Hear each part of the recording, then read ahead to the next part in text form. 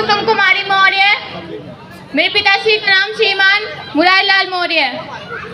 मैं आज आपको बताना चाहूँगी कि बाबा साहेब अम्बेडकर ने हमारे लिए क्या किया और आज हम जहाँ बैठे हैं वह सब उन्हीं की देन है। मैं बहुत फख्र करती हूँ कि इतना जिंदा दिली लोग हमारे बाबा साहेब की फौज में शामिल है।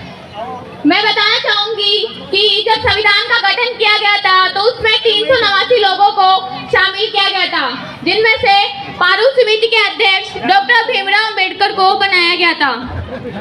जब संविधान का गठन किया जा रहा था तो उसमें कि आगे आने वाले भारत की पीढ़ियाँ किस तरह काम करेगी और किस तरह के बिल पास होंगे, किस तरह की परिस्थिति आएंगी, उस सभी का गठन किया जा रहा था।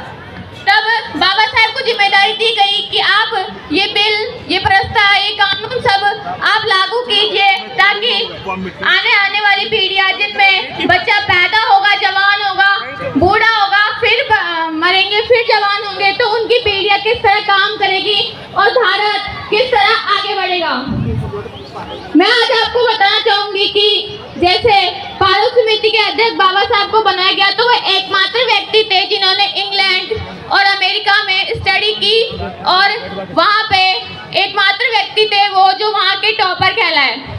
जब आप अमेरिका की कोलंबिया यूनिवर्सिटी में प्रवेश करेंगे तो आपको वहाँ पे बाबा साहब की प्रतिमा दिखेगी जिसके नीचे लिखा हुआ है द सिंबल ऑफ नॉलेज, यानी कि ज्ञान का प्रतीक। उस देश के ज्ञान का प्रतीक जहाँ पे ये कह दिया जाता है कि अगर आप ग्रंथ पढ़ेंगे तो आपके एक शुद्ध जाति के व्यक्ति के अगर संस्कृत के श्लोक उसके कानों में पड़ जाते थे तो उस वक्त एक गरम शीशा पिघला के उसके कानों में डाल दिया जाता था ताकि ये कभी भी संस्कृत के श्लोक सुन ना सके। जहाँ पे बाबा साहेब जहाँ पे ग्रंथ को छूने तक की मनाही थी, उन्हें संस्कृत के श्लोक नहीं पढ़ने दिए गए थे, तब उन्होंने फारसी एक भाषा होती है उसको पढ़कर आगे तक मुकाम हासिल किया था। उन्होंने कई डिग्रियां हासिल की थी। उन्होंने कहा था उठो, जागो और संघर्ष करो। तो आज की पीढ़ी को मैं यही कहना चाहूंगी कि उठो और जागो और संघर्ष करो ताकि जो बाबा साहेब के आपको ऊपर कर्ज है उसे आप अदा कर सको। कई लोग होते हैं जो ये चाहते हैं कि हाँ मुझे गवर्नमेंट जॉब मिल जाए, बस मैं कमा लूँ और खा लूँ, बस मेरा यही काम है। उनको ये नहीं होता कि मेरी जो पीढ़ियाँ हैं उन्हें मैं आगे कैसे बढ़ाऊँ। आज आप छाया में बैठे हैं, आपको धूप तो नहीं लग रही ना? नहीं लग रही है, मुझे पता है, आप टेंट लग रहा है इसलिए नहीं लग रही आपको। तो जिसके लिए लड़ाई लड़ी है, आप जहाँ बैठे हैं ना उसको बाबा साहब की देन है। आप आज पानी पीते हो, प्यास लगती है, उस पानी के लिए भी बाबा साहब ने लड़ाई लड़ी थी। आज आपका बच्चा स्कूल जाता है, आपको बोल के जाता है मम्मी बाय, पापा बाय, मैं वापस आ रहा हूँ थोड़ी देर में, तो वो किस लिए आता है? वो स्कूल के लिए बाबा साहब ने लड़ाई लड़ी थी। वो खुद चप्पलों के पास बैठ के पढ़ाई करते थे, शिक्षक उनकी स्लेट और कॉपी को नहीं छूते थे। ऐसे बोलते थे कि तुम बाहर बैठो, अगर तुम अंदर बैठोगे ना तो ये और बच्चे स्वर्ण जो हिंदू होते थे उनके बच्चे नहीं पढ़ेंगे।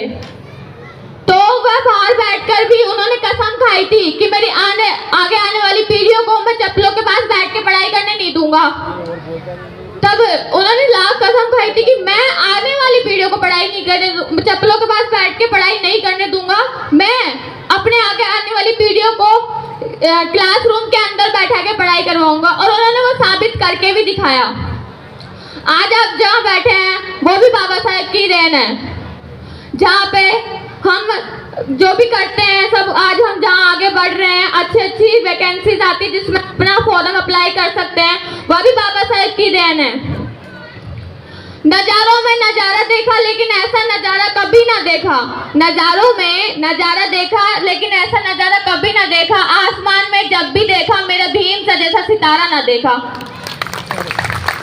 उस चांद को गुरूर है क्योंकि उसके पास नूर है। उस चांद को गुरूर है क्योंकि उसके पास नूर है। मुझे और आपको गुरूर है क्योंकि आपके पास बाबा साहब जैसा कोई नूर है। किस्मत में छा गए अंधेरे थे, महू में पलते सवेरे थे। किस्मत में छा गए अंधेरे थे, महू में पलते सवेरे थे, महू में पलते सवेरे थे। कैद न करो भीम नाम के शब्द को किसी चौखट पे, जितने वो तेरे थे उतने मेरे थे। आज मैं महिलाओं से कहना चाहूंगी कि जैसे कई महिलाएं होती है घूंघट में रहती हैं, तो मेरी मम्मी ऐसे कहती है कि घूंघट से है ना किसी के अंदाजा नहीं लगाया जा सकता कि उसके मन में क्या चल रहा है। अगर शर्म होगी ना तो उसकी आंखों में भी दिखेगी।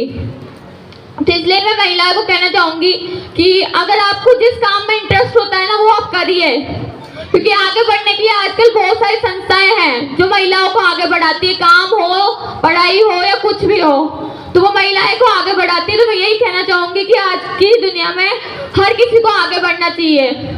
इतना कहकर मैं अपना स्थान विराम करना चाहूंगी। जय संविधान, जय हिंद।